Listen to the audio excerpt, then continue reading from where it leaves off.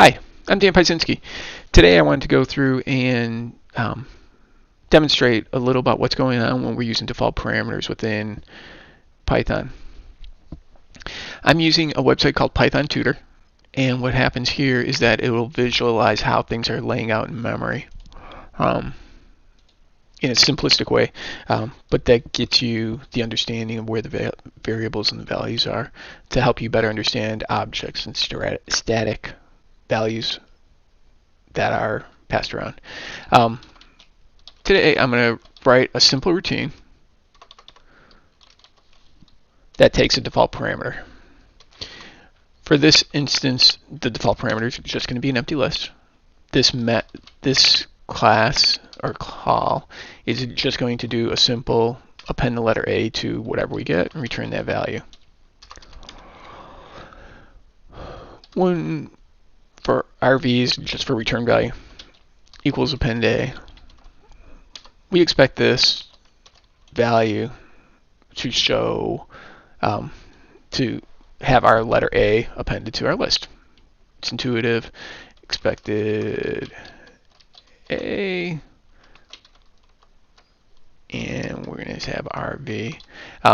This is a newer feature in the more recent versions of Python where it's an F string. Within an F string, if you do the brackets, it will put the variable in there, as opposed to having to do the dot format and dot format RV equals RV. This is quicker, more intuitive, and gives you less code that you have to write. Where things get weird is when we call append a second time, again using this default parameter. Then when we do this,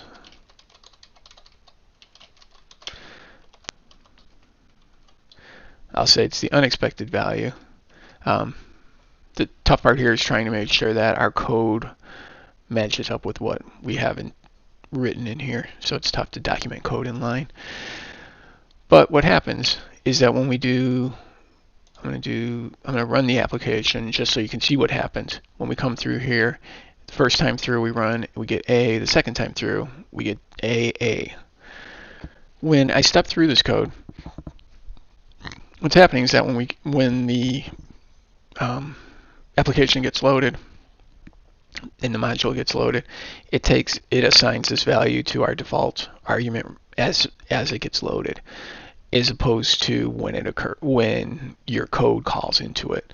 So when we come back into here, we've assigned our value A to an empty list, and when we call this, we come in here and we're using the same empty list value. We append our value A to it and we return. Now, when we call it the second time, our append, the default parameter, is still using this value, this list that was an object that we passed back out. So when we come into here the next time, we're going to append A, but we're appending to this list that already has an A in it, as opposed to a brand new list. So we're still pointing to the same value that was returned over here, and now the value is AA. So the list has two elements, A. That's what's happening. The common way to work around this is that we use the value none up here. And then, if value is none, then we assign value to a new list. This way, when it runs, every time through, our default value is still pointing to none, which is no big deal. We reassign it to our empty list that we want, append the value, and when we return, we've got our list A. When we do this the second time, we're going to have the exact same thing happen. Again, we're going to assign it to the list, and now it's an empty list that it's pointing to. Append A, return, and that value will show what's happening.